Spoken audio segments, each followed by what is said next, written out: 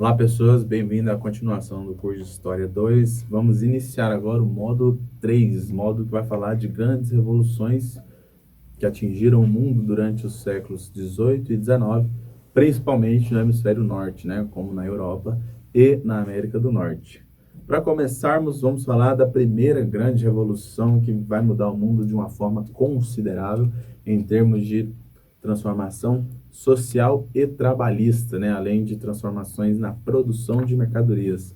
A Revolução Industrial, né? Revolução Industrial, como vocês podem ver no slide aí, fruto de um longo período de transformação das relações sociais de produção. Onde que foi iniciada? Na Inglaterra, por volta do final do século XVIII, tá? 1780. Ela se espalhou nos séculos seguintes para outros países da Europa e também, obviamente, do mundo. Então, se a gente perguntar assim, onde que começou a Revolução Industrial, apenas na Inglaterra num primeiro momento, né? A primeira Revolução Industrial. Vocês vão ver que ao longo da história a gente vai ter mais duas grandes revoluções industriais, né? A segunda revolução no século XIX, que vai atingir outros países da Europa e do mundo, né? Como o Japão e os Estados Unidos. E vamos ter uma terceira revolução industrial que vai atingir países do hemisfério sul no século XX, como o Brasil, né? A chegada das indústrias aqui no Brasil, mais precisamente no século XX, volta de 1930, 1940. Mas vamos nos atentar aqui. Olha essa imagem comigo. Máquina de fiar, inventada por James Hargreaves em 1764. Né? Essa máquina foi muito utilizada nas fábricas de tecido, né? Nas indústrias têxteis. Lembrando que a Inglaterra foi o país pioneiro na Revolução Industrial por alguns fatores, como, por exemplo, organização interna, né? Passaram por uma grande revolução, a Revolução Inglesa, um século antes, e essa revolução fez com que o país se organizasse internamente e começasse a investir em navegações e, consequentemente, obter riquezas, né? Obter acúmulo de capital. Mas não é só isso, tá bom? Depois a gente vai ver um outro fator que vai fazer com que a Inglaterra se tornasse o primeiro país a se industrializar, né? O primeiro país a ter a Revolução Industrial acontecendo em seu território. Essa máquina aqui, pessoas, ela fazia o trabalho de muitas pessoas em termos de fiação de tecidos, tá? E aqui já é uma das grandes inovações da Revolução Industrial, que é você produzir mais coisas em menos tempo. Então, vamos voltar aqui, por que vai ter um pioneirismo inglês? Para a gente definir, né, se for colocar a Revolução Industrial em uma frase, é essa frase aí, ó.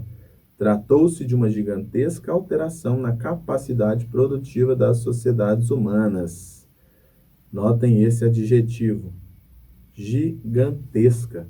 Foi muito grande, foi muito considerável a transformação que houve na produção das sociedades humanas, né? Na capacidade de produtividade dos seres humanos ao longo da sua história. Né? A gente pode dizer que tem uma produção antes da Revolução Industrial e uma completamente diferente, né? Muito maior e muito mais significativa após 1780, 1790, né? Após a primeira Revolução Industrial. Então, um dos motivos aqui para a Inglaterra ser a pioneira na Revolução Industrial, além daqueles que eu já falei, é a busca pelo lucro, né?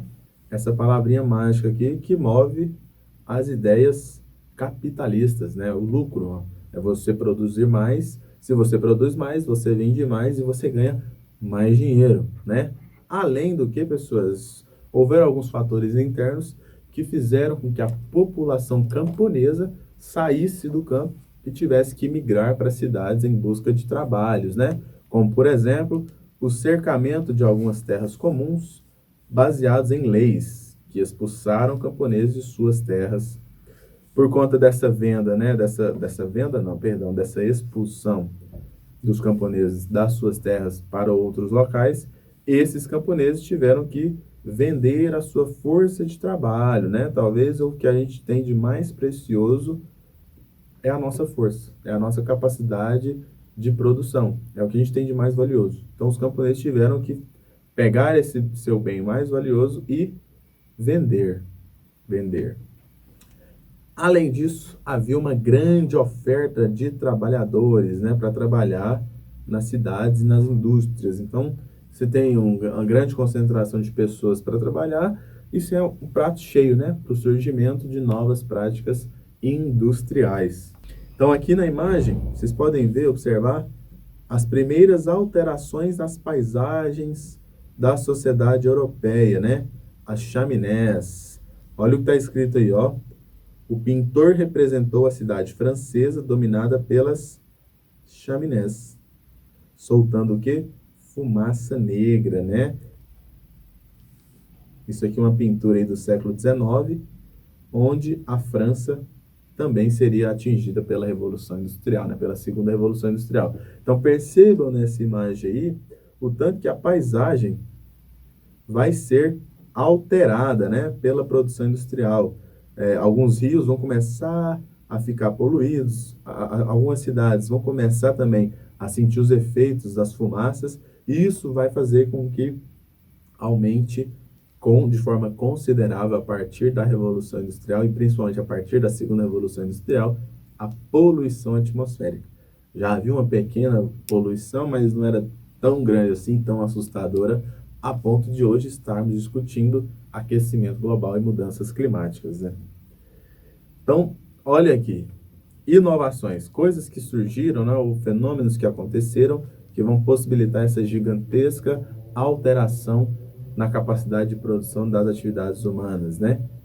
Houve um significativo avanço tecnológico que levou ao aperfeiçoamento das máquinas e ao aumento da produção.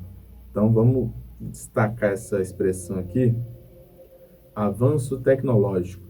Que avanço foi esse? Um dos grandes avanços é justamente a máquina a vapor, né, do James Watt, e também um aumento da produção. Como que aumenta a produção? Uma concentração dos operários nas fábricas, né, o que vai exigir disciplina desses operários, né? As pessoas começaram a sair do campo, foram para as cidades e começaram a ficar mais concentradas nas fábricas.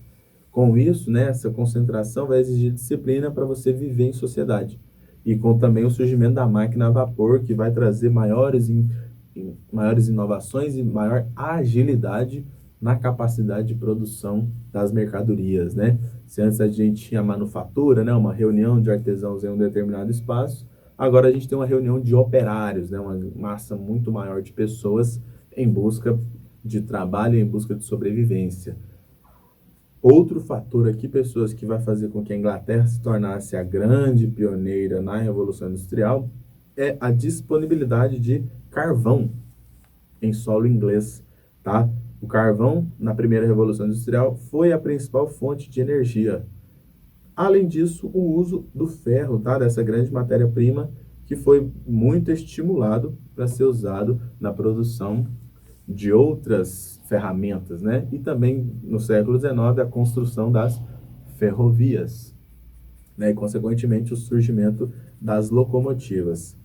Porém, pessoas, a Revolução Industrial ela vai trazer alguns pontos negativos para as sociedades, né? Como, por exemplo, a intensificação dos problemas ambientais, fazendo com que 200 anos, né, um pouco mais de 200 anos, a gente vem discutindo essa questão de aquecimento global, mudanças climáticas, poluição da camada de ozônio e etc. E uma divisão do trabalho muito forte. Se antes na manufatura lá, os artesãos, cada um fazia uma parte, agora, com a divisão trabalhista propiciada pela produção industrial, os operários vão fazer cada vez menos, porém precisarão de cada vez mais operários. Entenderam a lógica? A divisão do trabalho vai ser mais acentuada. Se antes um artesão pregava o botão, o outro dava o acabamento e um outro no início fazia a costura inicial, agora esse processo é feito por, contei 3 pessoas, né? Agora com a Revolução Industrial, esse processo era feito por 10 pessoas, um exemplo. Né? Tinha uma pessoa que pregava o botão e tinha uma pessoa que entregava o botão para essa pessoa.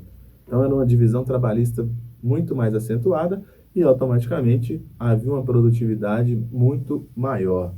Toda riqueza só pode ser gerada por meio do trabalho, pois é ele que transforma uma matéria-prima, né, um recurso natural ou um conhecimento de um produto a ser vendido, né? O trabalho é que dá valor ao produto. Então, como que acontece o lucro? A partir da exploração de uma pessoa, né? Não adianta nada eu ter a fábrica de algodão, eu ter o maquinário, eu ter as linhas, eu ter as agulhas, se eu não tenho alguém para produzir as camisetas.